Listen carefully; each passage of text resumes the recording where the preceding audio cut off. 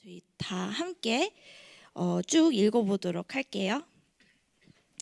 시작. 압살롬은 그를 따르는 이스라엘 백성의 큰 무리를 거느리고 예루살렘으로 입성하였으며 아히도벨도 그와 함께 들어왔다. 그때에 다윗의 친구인 아렉 사람 후세가 압살롬을 찾아와서 압살롬을 보고 임금님 만세, 임금님 만세 하고 외쳤다. 그러자 압살롬이 후세에게 물었다.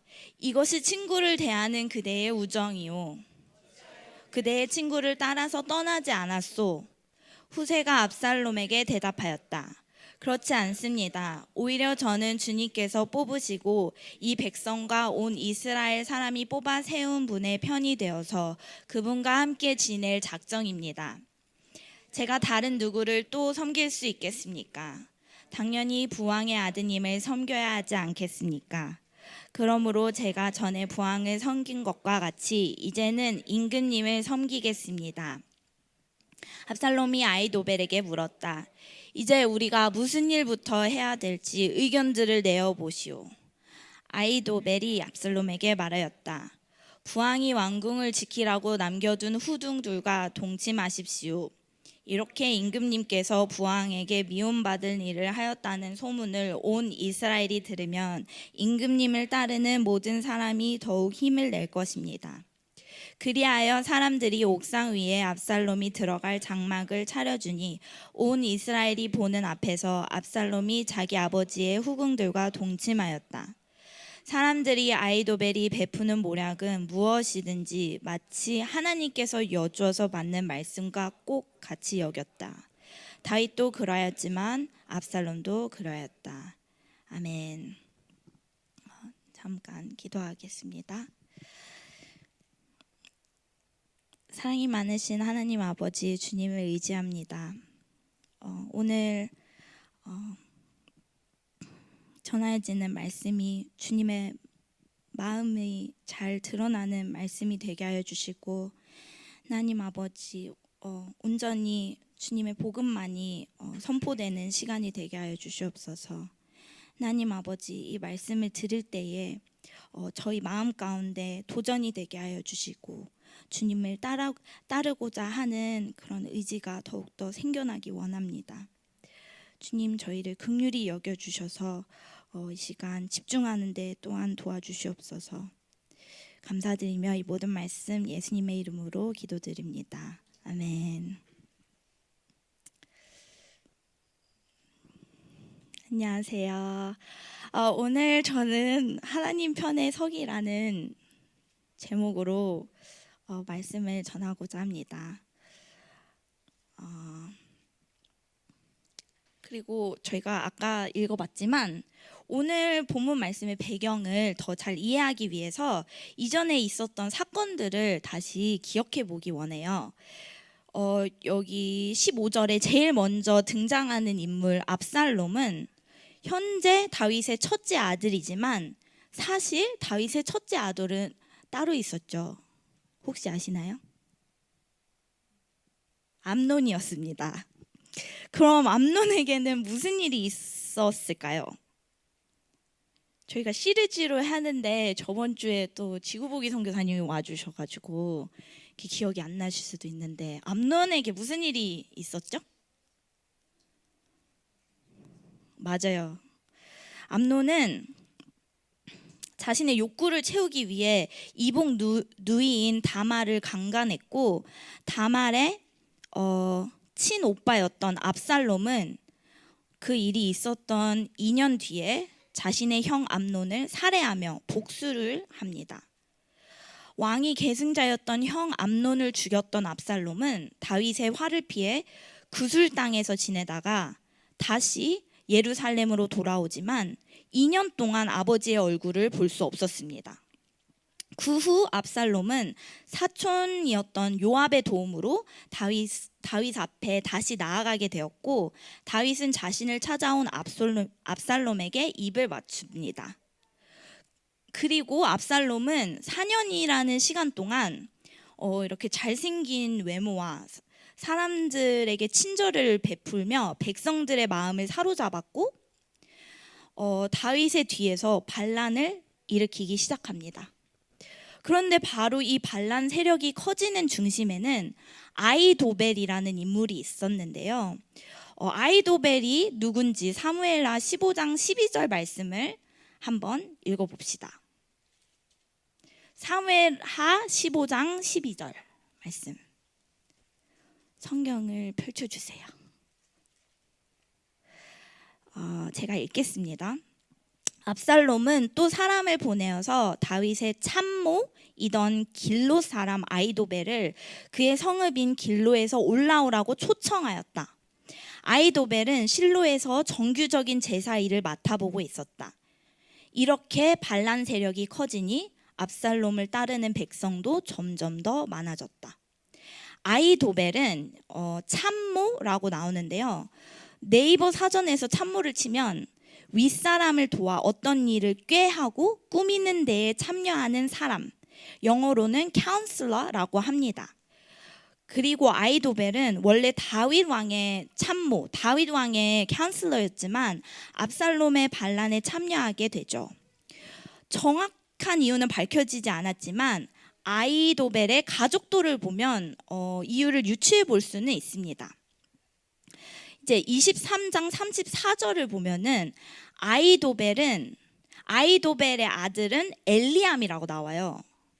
그리고 11장 3절에 보면은 엘리암의 딸이 밧세바라고 나와요.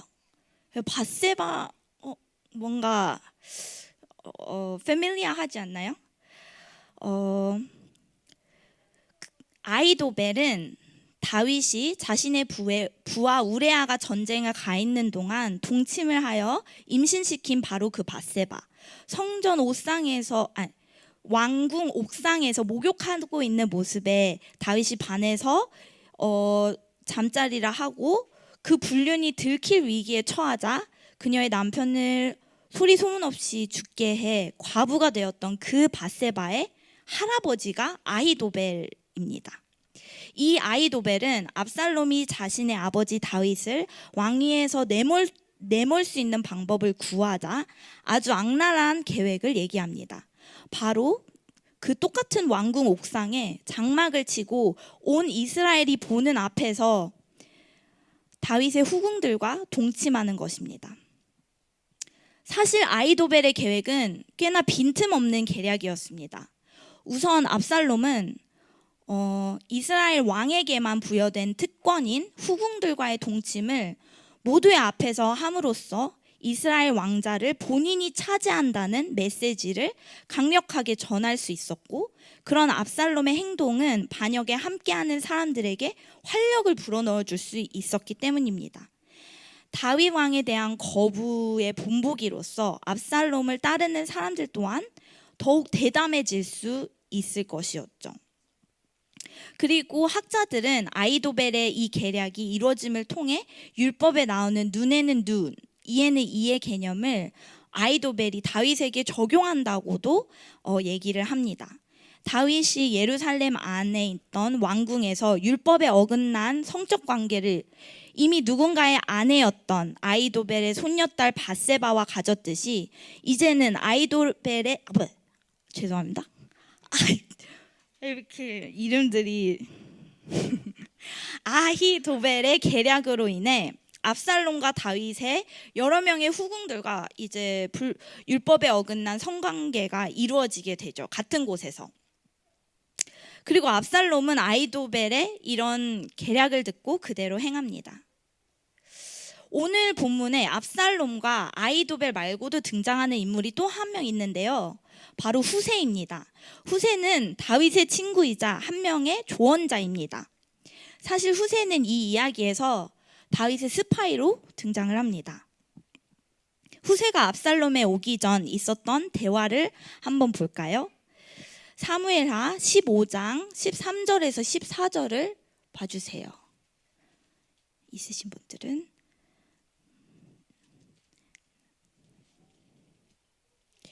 전령 한 사람이 다윗에게 와서 보고하였다. 이스라엘 백성의 마음이 모두 압살롬에게로 기울어졌습니다. 그러자 다윗은 예루살렘에 있는 모든 신하에게 말하였다. 서둘러서 모두 여기에서 도망가자. 머뭇거리다가는 아무도 압살롬의 손에서 살아남지 못할 것이다. 어서 이곳을 떠나가자. 그가 곧 와서 우리를 따라잡으면 우리에게도 재앙을 입히고 이 도성도 칼로 칠 것이다. 그리고 나서 나중에 30절에서 34절을 보면 다윗은 올리브산 언덕을 올라가요. 도망가면서 자기 아들 압살롬한테 으로부터 도망가면서 올리브산 언덕을 오르는데 그는 올라가면서 계속하여 울고 머리를 가리고 슬퍼하면서 맨발로 걸어서 갔다고 나옵니다. 그리고 다윗과 함께 있는 백성들도 모두 머리를 가리고 울면서 언덕으로 올라갑니다. 그때 누가 다윗에게 압살롬과 함께 반역한 사람들 가운데 아히도벨도 끼어 있다는 말을 전하자 다윗이 기도합니다.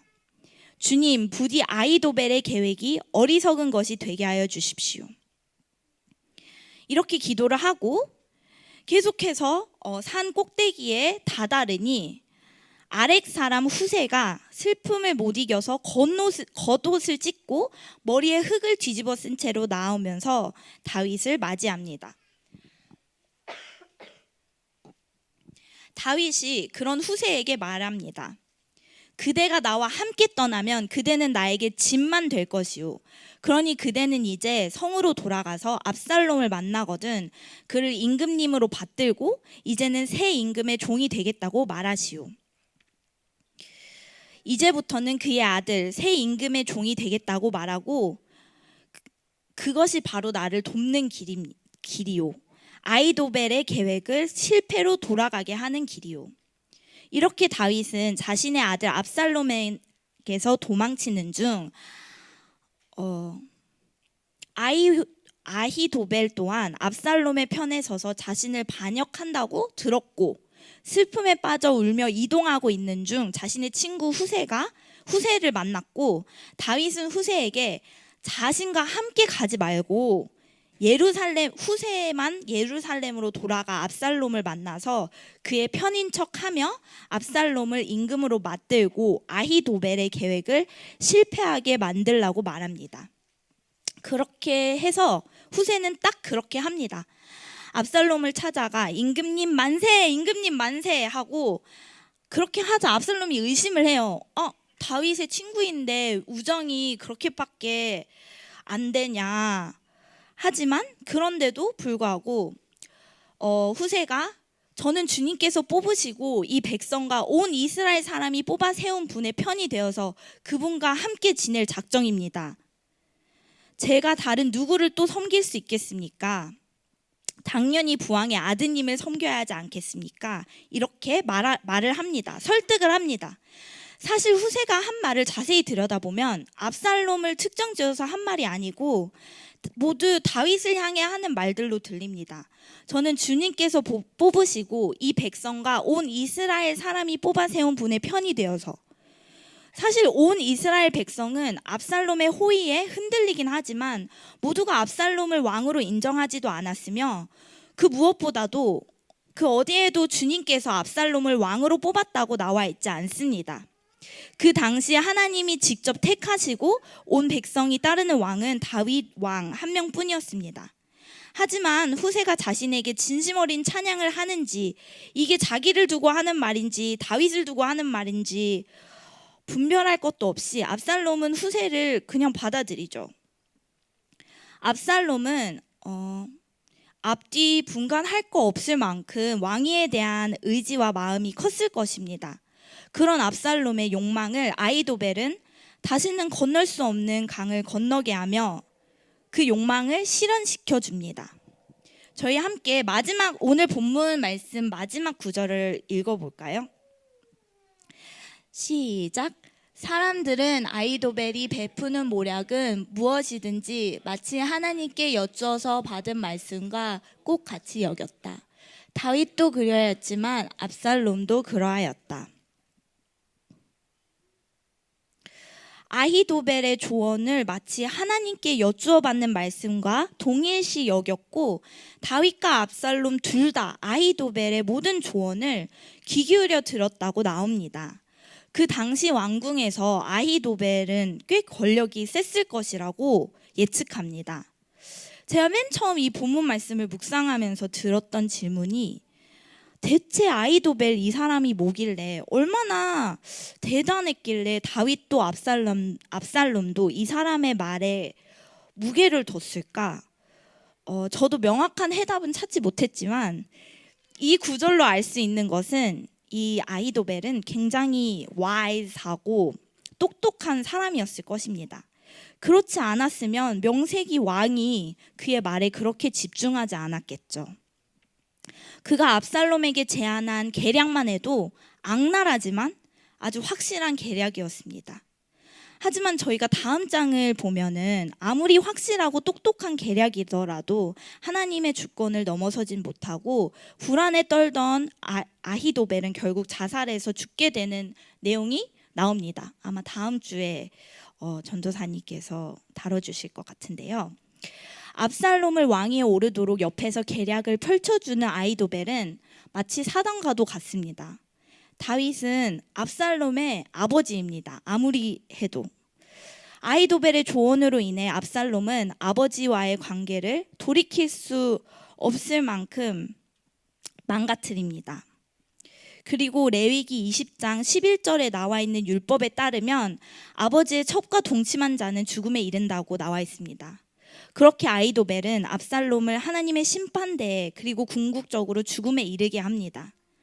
하나님과 우리와의 관계를 어떻게든 방해하고 끊으려고 하며 우리의 욕망을 채우기 위해 죄를 짓게 하는 사탄의 목적과 교묘한 방법들을 아히도벨의 행동에서 볼 수 있습니다. 하지만 압살롬이 아버지의 후궁들을 범하는 이 끔찍한 죄를 지은 것에 있어서 아히도벨에게 전적인 책임을 물을 수는 없습니다. 아히도벨은 조언만 해줬을 뿐 결정적으로 이걸 실행에 옮긴 것은 왕권의 눈이 멀어 다윗의 권위를 아무렇지도 않게 짓밟은 압살롬이었습니다. 사무엘 하에 압살롬이 하나님의 도움 또는 하나님의 뜻을 구하는 경우는 없습니다. 자신을 향한 또는 이스라엘을 향한 하나님의 뜻에는 관심이 없고 자신의 원하는 것을 이루고자 아버지와의 관계를 가차없이 버린 것은 압살롬이었습니다. 제가 압살롬의 입장에서 한번 생각을 해봤습니다. 아니, 어떻게 하면 아빠와의 관계를 저런 식으로 끊을 수 있을까? 은가면이죠. 아들들 옆에 이렇게 앉아 계신데요. 어떻게 그래도 아빠인데 그렇게 아빠와의 관계를 끊을 수 있었을까? 생각을 해봤을 때 왕위가 정말 달콤했을 것 같아요. 내가 왕의 자녀로 태어났다면 나도 왕권에 대한 욕심이 엄청 컸겠지? 그렇다면 암논이 죽고 난 뒤 내가 바로 왕이 될 것이라는 기대가 엄청 컸을 거라고 생각을 해요.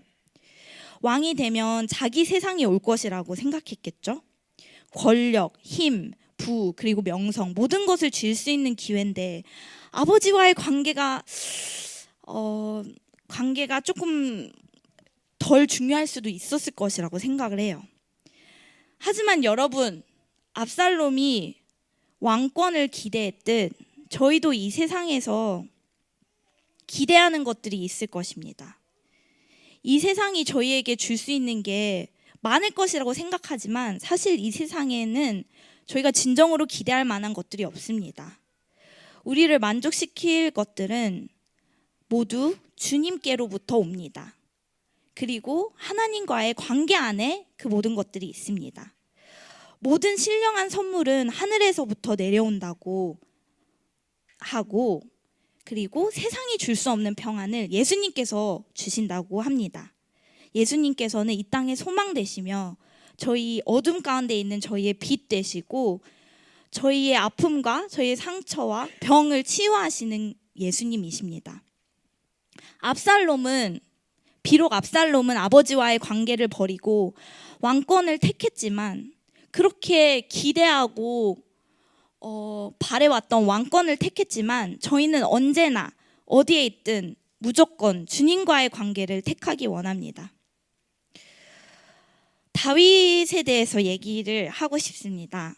다윗은 사실 오늘 본문 말씀에는 한 번도 언급이 되지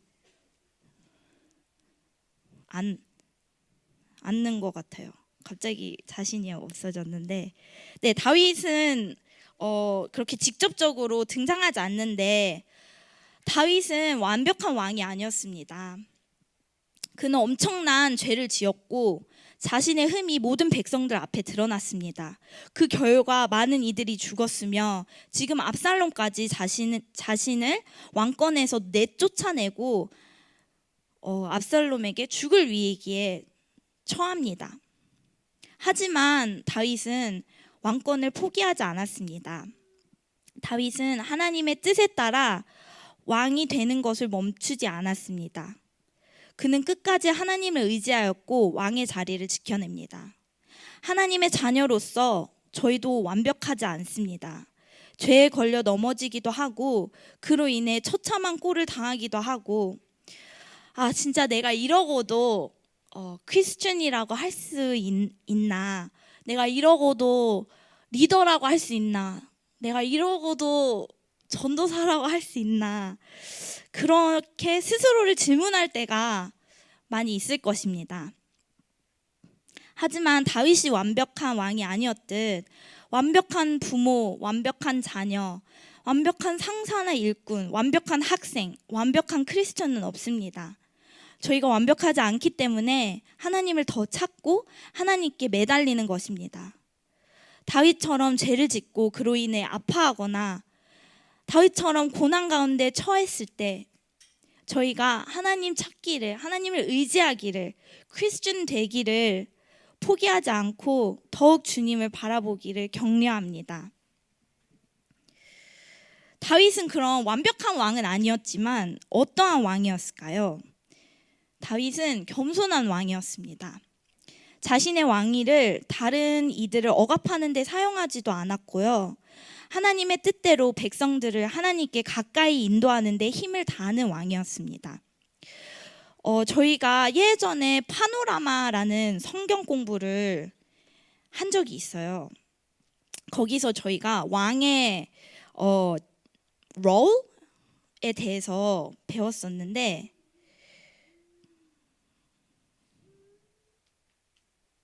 하나님께서 세우신 왕의 목적은 그 이스라엘 백성들을 하나님께로 이끄는 것이 왕의 목적이다라고 배웠어요. 그리고 하나님의 계획과 섭리에 따라서 하나님을 경외하고 길 잃은 양들을, 이스라엘 사람들을 하나님께로 이끄는 존재가 하나님께서 세우신 왕의 존재다라고 배웠던 적이 있는데요.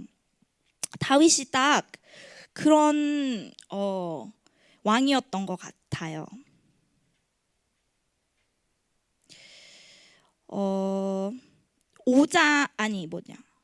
저희가 이 16장 5절에서 12절을 성경책이 있으신 분들을 한번 보면 좋을 것 같은데요. 5절에서 12절에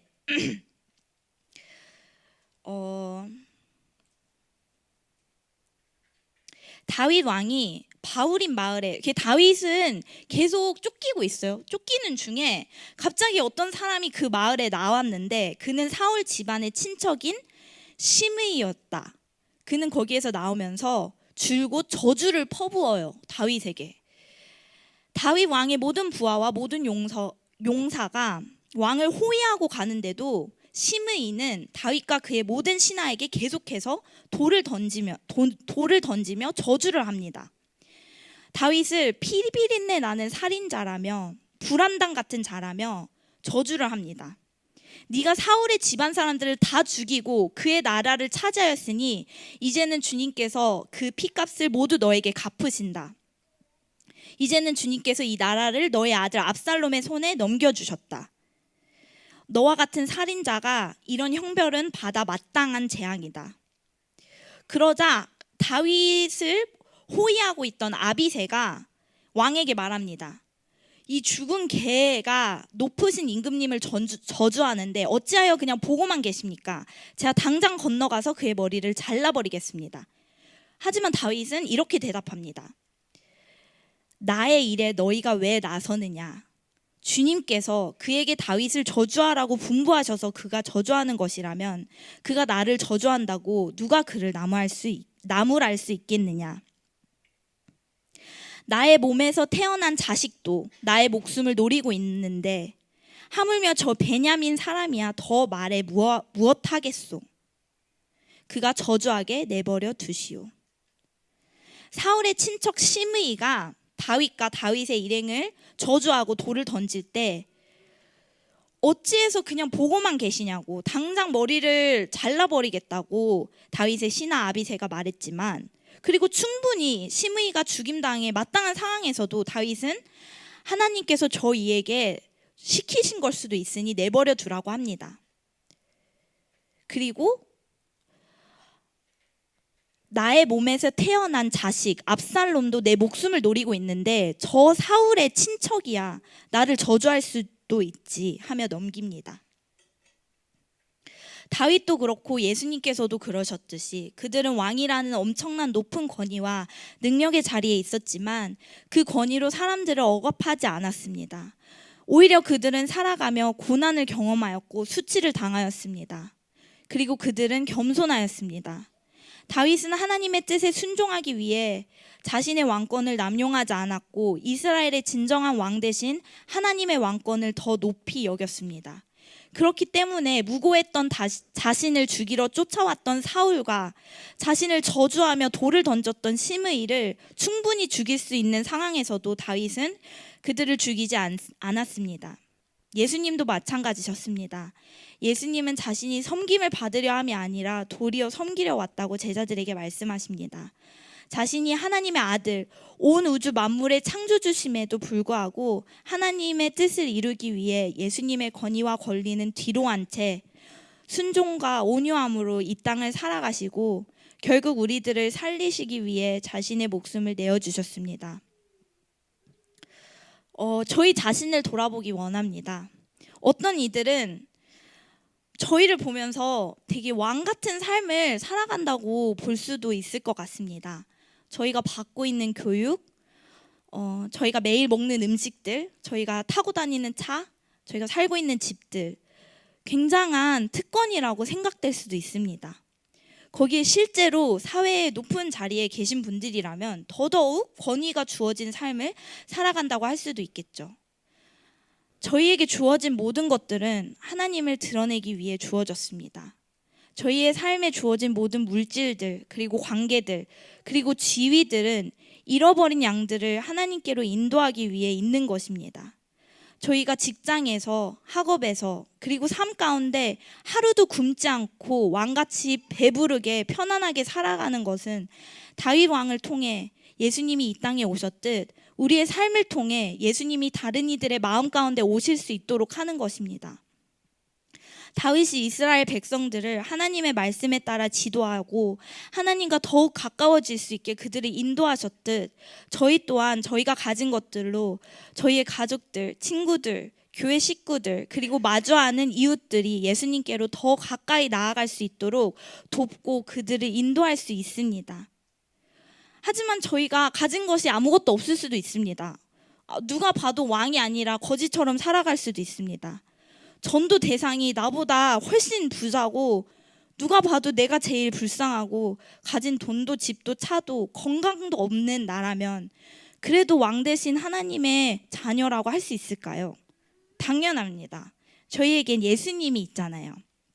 사도행전 3장 6절에 베드로가 은과 금은 내게 없으나 내게 있는 것을 너에게 주노니 곧 나사렛 예수 그리스도의 이름으로 걸으라 하며 안진뱅이에게 얘기를 하셨듯 저희는 누가 뭐래도 예수님을 소유한 자로서 왕의 자녀입니다. 교회 학교에서 자주 부르는 찬양이 있어요.